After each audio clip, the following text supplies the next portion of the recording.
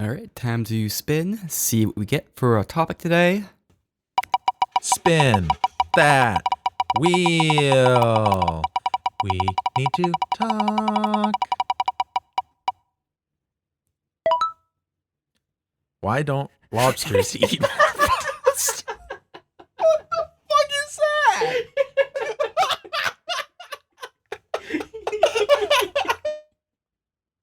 that? Okay. I was hoping that one wouldn't come up. Time to time to spin again. No. We have to fucking talk about that. Nah. Nathan, we need to talk about it. And if we run out, then we spin it again in the middle of the fucking show. You can't write it down without an idea of what the fuck you're going to be talking about. Hey, Pepin. Yo. You know, I've been thinking a lot lately about Bruschetti. Bruschetti? Wait, Yeah. what was that? He's that actor who was in Fargo. Was that a movie? Yeah. Is it good? It's a TV show too. Oh. But yeah, the movie. He was also in a lot of Adam Sandler stuff. Mm-hmm. Steve Buscemi. Sounds kind of tasty, to be honest.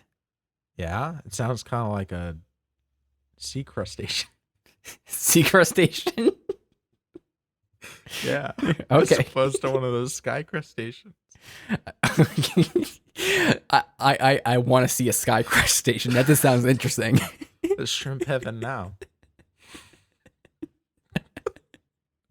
I don't know where this is going, but Meter, we need to talk.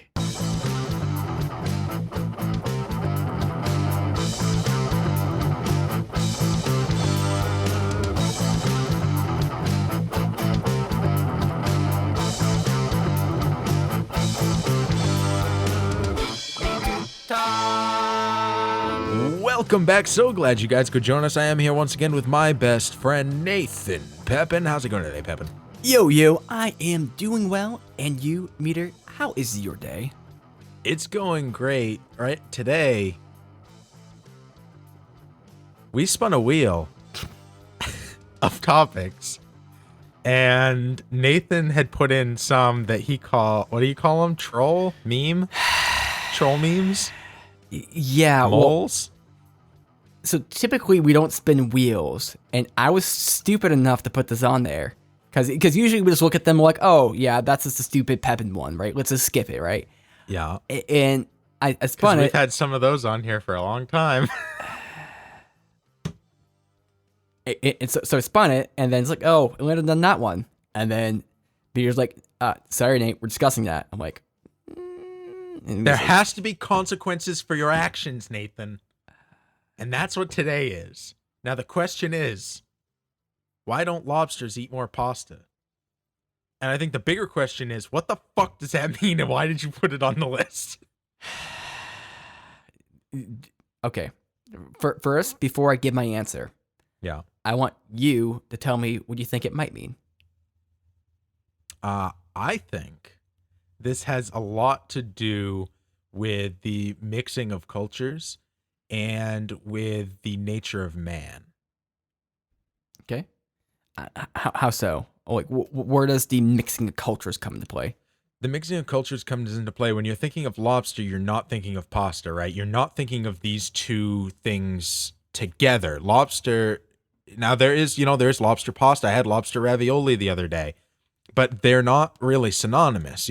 Pasta's like an Italian thing, and lobster. When I think of lobster, I'm thinking of like New England, and I'm thinking of, the more of those upper coastal areas. So when I'm thinking of why don't lobsters eat pasta, it's like, why doesn't this culture and this culture, like, why is there some sort of a disconnect between those two things? When I think of Italy, I never think of New England. They're like conflicting in my brain. Mm-hmm. And I also think this has to do with the nature of man. Like, why did man take this thing that grows on the earth and process it to the point that there are like hundreds of different types of this exact thing that all have the exact same case use, and that is to make a meal. Why don't lobsters do that? They're smart. They don't have to deal with a nervous system, so why don't they eat pasta? So I think you are mostly saying something there, and that thing I agree with. Okay. I mean, there's a lot I can take from that. So, for instance, the mixing of the cultures, right? Because there's just these certain ideas, like you're saying, that like you don't associate them together, and then when you put them together next to each other, you're like, oh yeah. And a great example of that actually is Coca-Cola put out this product where it's called like Coca-Cola coffee or something like that, and you might think at first like, what? Those two don't work. Why would you even do that? Who thought to do that? Yeah. But then you try it out, and then you realize that, hey, coffee actually has a little bit of a Coca-Cola taste, or rather, Coca-Cola has a tiny bit of a coffee taste to it. And then you can kind of see where they mixed, and there must have been some person just with a very unique sense of taste, or maybe some sort of food chemist who kind of looked at the two molecules and like, huh, these are kind of similar. You know what's really interesting to me, Nathan? The word more. More? The word more in this sentence that you wrote that you need to justify. Why don't lobsters eat more pasta? Yeah. This implies that there is some amount of pasta that lobsters eat. Well, have you ever seen a lobster eat pasta? No, that's why I think that's a fucking absurd sentence. I mean, we could go with the opposite question too, which might be equally as true. Have you ever seen a lobster not eat pasta? You can't prove a negative. Do lobsters eat pasta? We're Googling this one. Okay, lobster pasta is not what I'm looking for. Lobster.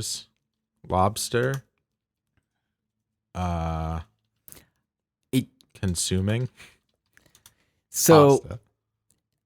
like, if you think about it, there's got to be some premeditation somewhere in the universe where that's happened, right?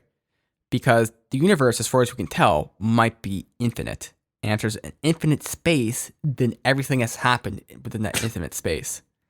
Now, I'm not saying that it's required that some multiverse exists, or that we're in a multiverse and this one of those universes has a lobster that eats pasta, because I think it's quite possible that there's been some sick and twisted person, or maybe they're quite awesome, who has taken pasta and fed it to a lobster. Possibly. I'm ignoring everything you're fucking saying. I have Googled do lobsters eat pasta, and it has taken me to rhymezone.com where there are significant mentions of lobster used in all forms of works, of artistic works, as nouns, names, or verbs. And I think it's important that we read a couple of these. The first one that they want everyone, the first most significant mention of lobster, according to rhymezone.com, is from the film MASH. And it says, "You put me right off my fresh fried lobster. You realize that?" Mm-hmm. Yeah. And then this one says, "I want this lobster served up on a silver platter." And that's from Atlantis, the Lost Empire.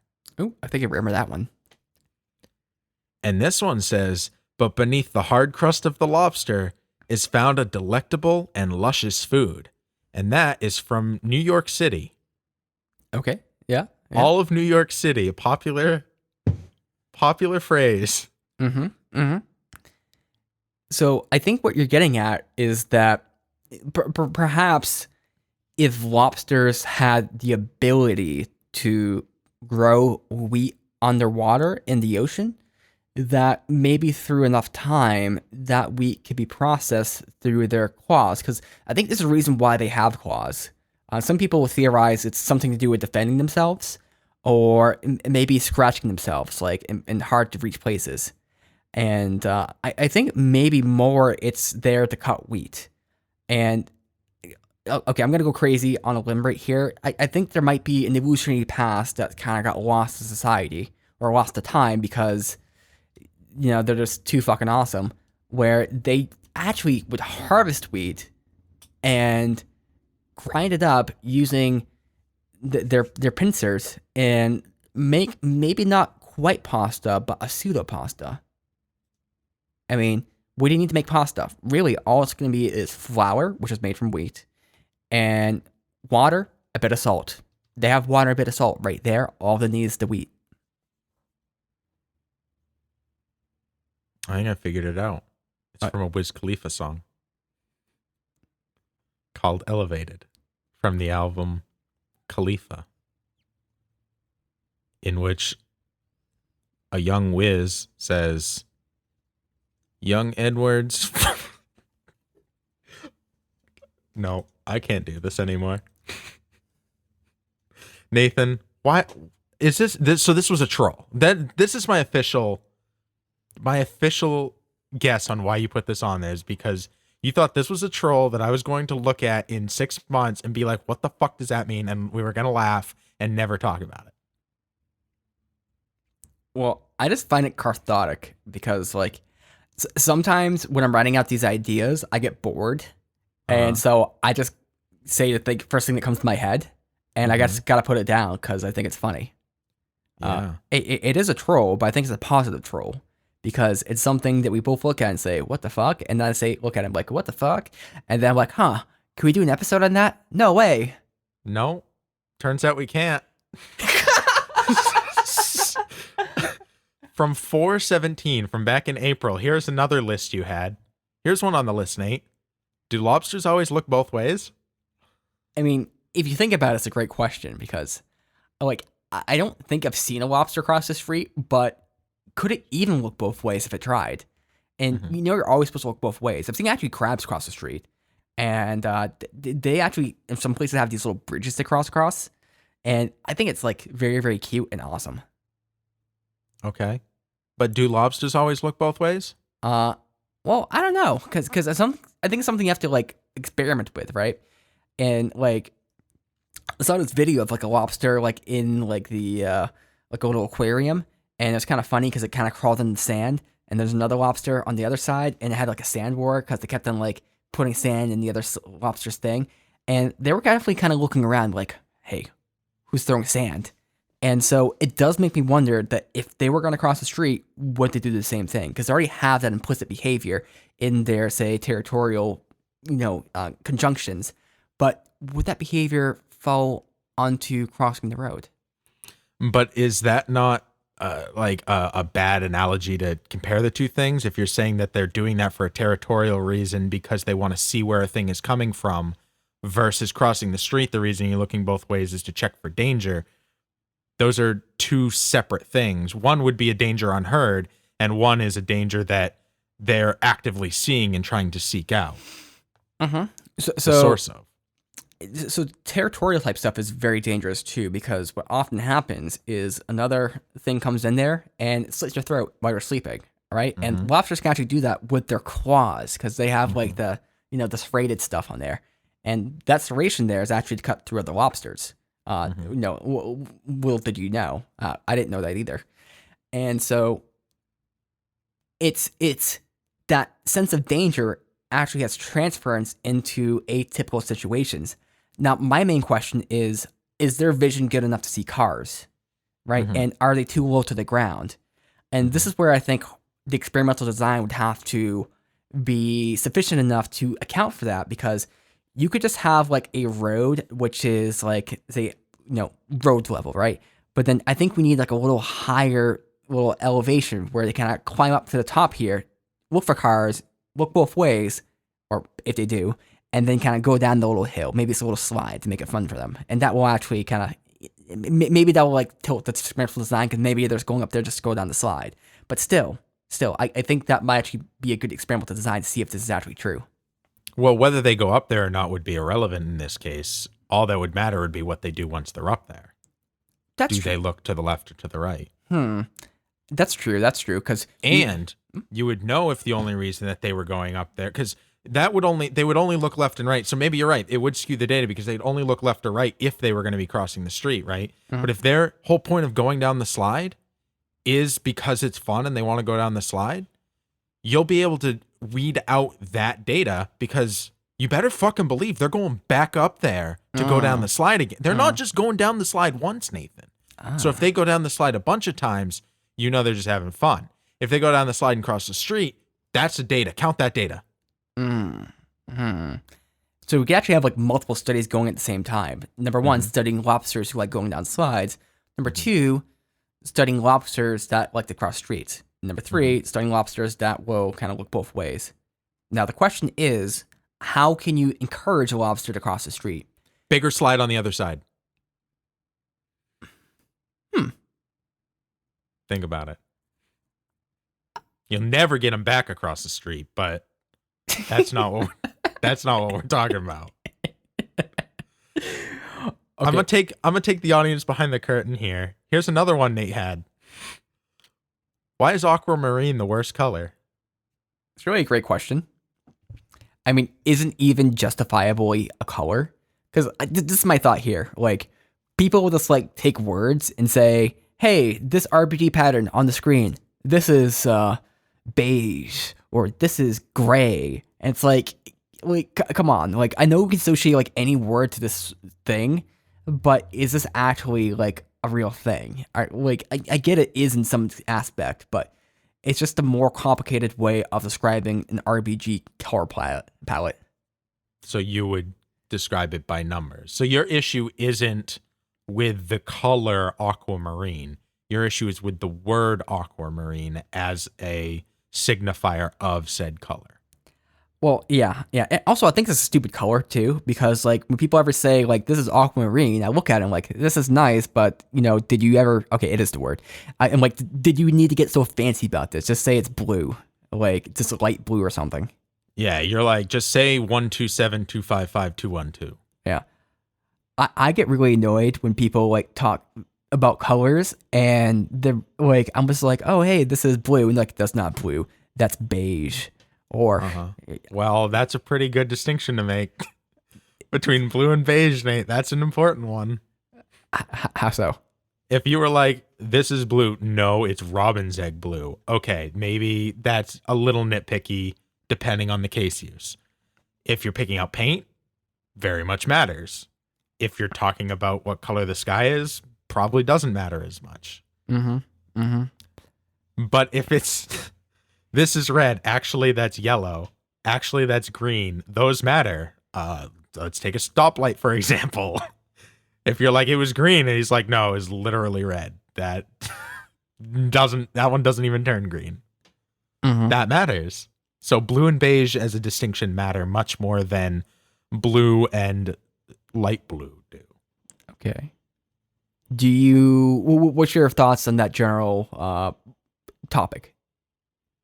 I'm always down for more distinction. Be as specific as possible. But what is that specific? What is that specificity? What does that specificity gain you? A better communication, because now we know we're talking about the same thing. And there might be things communicated that you don't even know, because if we're talking about the sky being blue or deep blue or robin's egg blue, that could be the difference between whether it's going to rain or not. And as a roofer, that matters to me a lot. I need to know when it's going to rain so that we can make sure we're not ripping off a roof and now someone's home is exposed and we could ruin all their stuff, and that'd be awful. They trusted us. They trusted us with their roof, and we went and we ripped it off when the sky was beige. Okay. I think my other issue with this is like the same issue with pasta.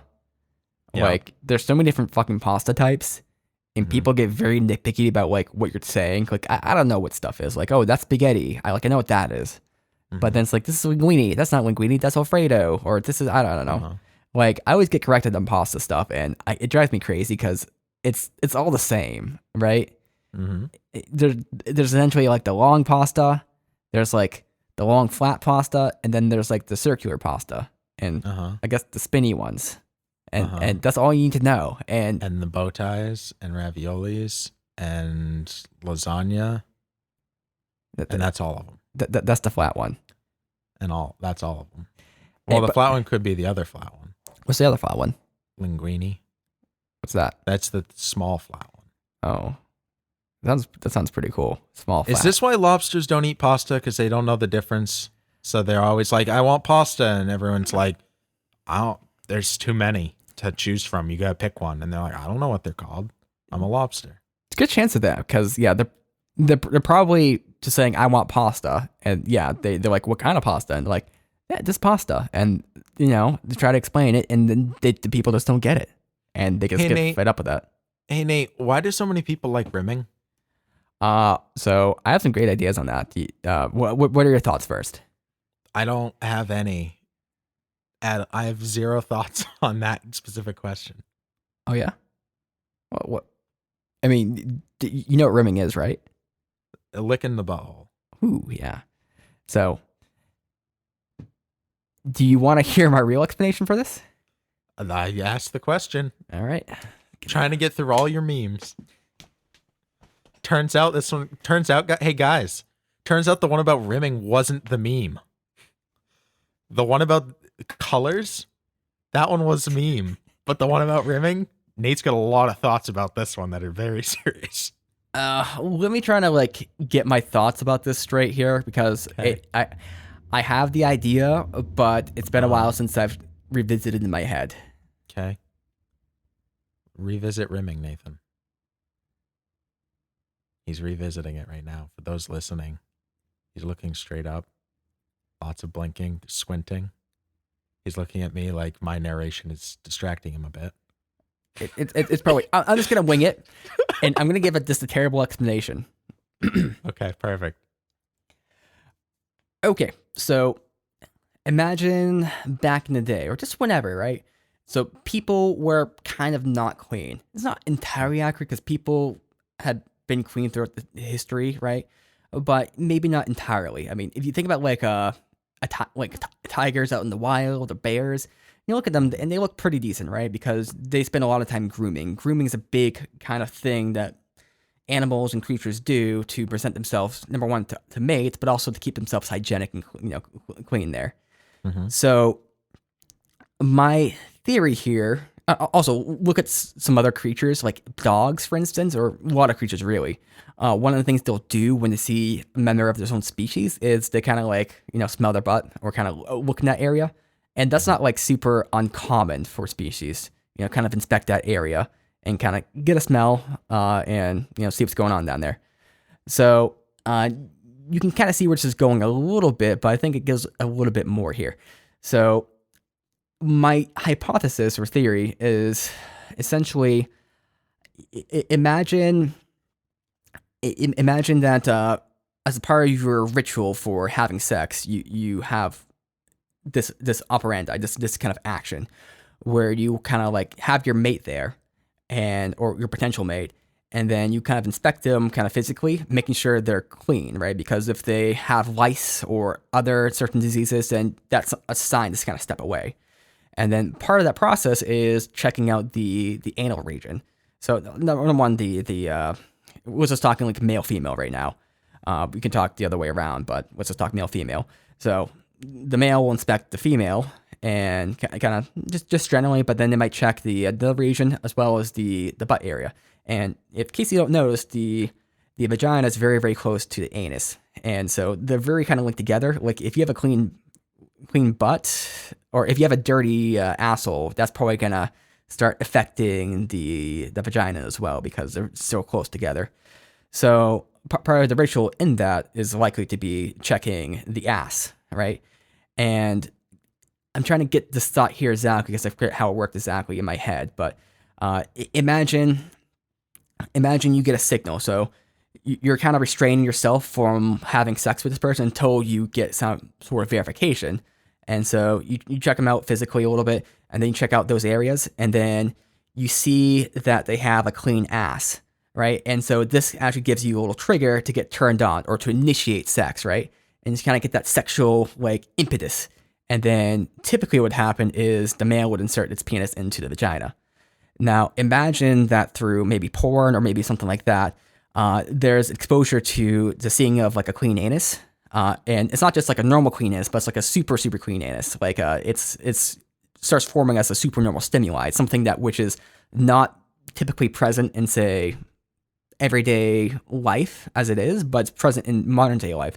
So people see that and they get the sexual signal to kind of get turned on. But with enough exposure like that, it's the clean, like the super cleanliness that actually becomes the sexual turn on, where they kind of look at it and that's what turns them on, is seeing like a nice ass. And then their sexual attraction, instead of being towards the vagina, it starts becoming towards the anus itself. And that is kind of the way that people kind of get, say, lulled into that. Consequently, there's another strategy, because that's kind of more like a restraint strategy, where you're kind of restraining your sexual motivation or action until you get that kind of final kind of like a little, oh, hey, everything checks out, everything is clean. You could have another sort of thing where you kind of like have this disgust sort of response, where you kind of just will approach until you see something that disgusts you, and then you'll kind of back off. But this is more like a deferred kind of sexual advance. But that's getting a little bit into the weeds. But anyway, that's the basic idea. Explained poorly. At what point does the tongue in the butthole become a thing? Because you're just talking about inspection. Mm-hmm. At what point are you like, now I'm going to lick it? Are you like, dog lick butt, so I lick butt? Yeah, I mean, I think it's just kind of natural. I mean, whatever reason, we tend to expect things with our mouths quite a bit. It might be I don't know what that is exactly. So you're talking about oral fixation now. Yeah, a little bit, because it could be like one of those Freudian things. But you think about it, like almost anything to do with sex, we do with our mouths. At least in Western culture, I'm sure it's similar with other cultures. But we kiss. We don't only just kiss the lips. We kiss like the cheeks, neck, chest, down below, oral type stuff. Some people will even kiss feet and everything. Is the implication you're making here that the enjoyment of rimming is had by the tongue and not by the butt? Also, hold on. The licking of it actually might be a sort of a secondary kind of signal, where it's kind of like you want to make sure it's extra clean, and then so you put your tongue on it, and then if there's no kind of say foul taste or anything that turns you off, then it's extra clean. So it's like an extra layer above it. But so you're saying you do the old tongue inspection? Yeah. What, couldn't it just be it feels good? Like people think it feels good to have someone lick your asshole. I personally not interested, but that seems to be the Occam's razor here. Mm-hmm. So there's two questions there. There's like whether it feels good or not, which is one thing, but there's also the sexual attraction to the behavior. And you can get like one level above that, where you have the sort of the empathy sort of side, right? Because maybe you do something for somebody because it makes them feel good, right? Mm-hmm. But here I'm claiming more that there kind of becomes like we can call it like a fetish in some way. Maybe it's not completely accurate, but you can call it a fetish, where people kind of get attracted to rimming and kind of asshole licking, not just because of the sensations involved, but because they get that attraction by like the go signal, like, hey, go. Would that not be kind of niche though? Rimming? Well, specifically the fetish of liking being the giver of. My assumption was that the receiving was the part that people liked more than the giving part. Oh no, and you seem to be the opposite. No, I think more than often the people who kind of introduce it are the people who want to give it. Huh. So why do so many people like rimming? Now I want to know. Well, okay. So you say it's for the old tongue inspection because that's what dogs do. So I think there's two things to it though, because there's the question of like why people like rimming. So why do people like doing it themselves? Mm-hmm. So that's more answering the question about the people who perform it and who are like not just like, okay, I'm doing this for them, but I'm doing it for my own enjoyment. Why do they like doing it? Yeah. But then there's the other question of why do people like getting it done? Why people like getting it done? There's some very obvious answers. There's a high, a high quantity of nerve endings there for obvious reasons. That area is very important to have clean for sanitary reasons. And so anytime there's like one of those high risk areas, you just have a lot more nerve endings there just for the purpose of mitigating risk. And it so happens that you can stimulate these nerve endings through various means, through licking, through touching, through whatever. And that's why people find it pleasurable. And not only are there more, but they're probably more sensitive because they're touched in a delicate way much less, or even just accessed much less. Yep. Like under your armpits is very sensitive because it's not, there's always stuff touching it, but it's not touched in certain ways. Yeah, a novelty effect. And of course, now you have to talk about the taboo because you usually bring up the taboo, and I'm surprised you haven't yet. I'm not sure what the taboo is, but I want to get this thought out real quick. Yeah. This is a kind of a similar thing with foot fetish a little bit, because maybe it's not true in every case, but there's a pretty well verified idea that a lot of people pursue foot fetishes, or a lot of people like them because I forget what region of it is. Is it pituitary? But there's a sexual part of your brain essentially that's kind of responsible for like your genital pleasure, and then that happens to be right next to the section of feet. So like you have like the body mapping there. So it's like head, shoulders, blah blah blah, but then you have like genitals, and then you have feet, and they're right next to each other. And what can happen is that the wires can get a little bit crossed there because it's not like a clear distinction between these two regions. They can kind of get intermeshed with each other. So some people, they have them more intermeshed than other people, and so they can actually get sexual pleasure out of that intermeshing there. And that's why foot fetishes exist to some degree. I see. So your brain on accident goes foot sexy. And this is just explain like it doesn't explain everything with the behavior, but explains some sort of impetus for that behavior. Because explaining a behavior like on an individual level is pretty impossible, but explaining it like some sort of mechanistic way is get some sort of like a reasonable thoughts on it. But going back to your idea, what's the taboo? Butts. There's been a social taboo to do stuff with butts for all time. That's it. Why do you think that? Taboo. That's just fact. It's in the Bible. So it's taboo. Yeah, a lot of religious affiliation and stuff like that. My theory with that, and I don't think this is like that far gone, is that it has something to do with this people not being as clean back then. I mean, it's not the fact that they weren't trying, but it's just hard, especially you start getting these bigger societies that weren't built with proper water and everything. Like, it's very hard to actually get those areas clean. And you can imagine like a couple incidences happen where people start doing some butt stuff, which, you can imagine if they were making rules about it, that people were doing at some points, right?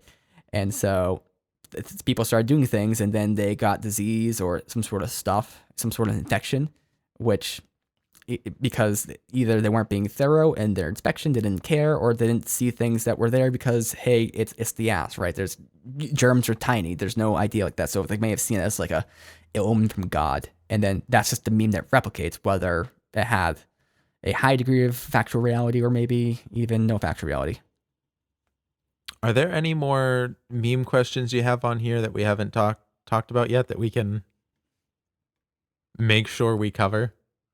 I don't know.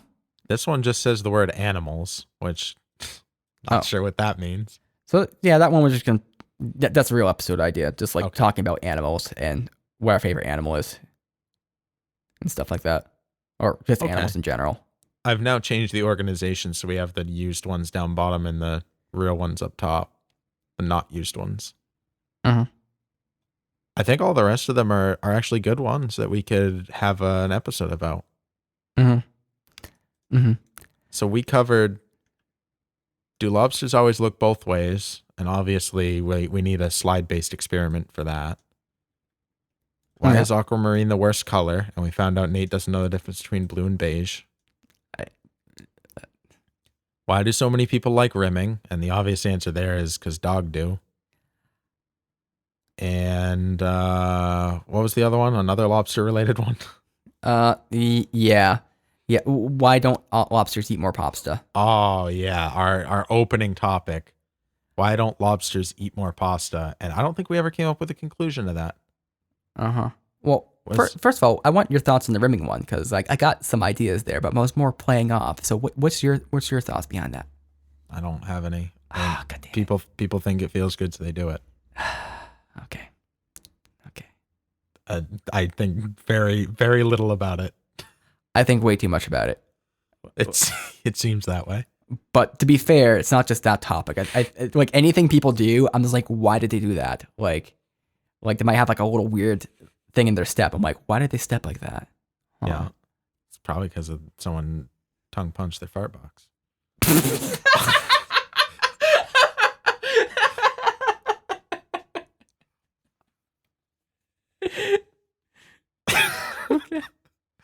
I definitely misread this one, and I thought it said "sell me on a bird." Okay. But would that be outrageous that you would have typed that? Oh, you're putting it in, aren't you? There it is. All right, we'll revisit that one in the future. So stay tuned for the "Sell Me on a Bird" episode, and we'll both come ready to sell the other on a bird. See, that was an instance of mimetic like insemination, but mutation too, and it created something better. I'm so glad I could inseminate that meme. So why do lobsters eat more pasta? Or no, why don't they eat more pasta?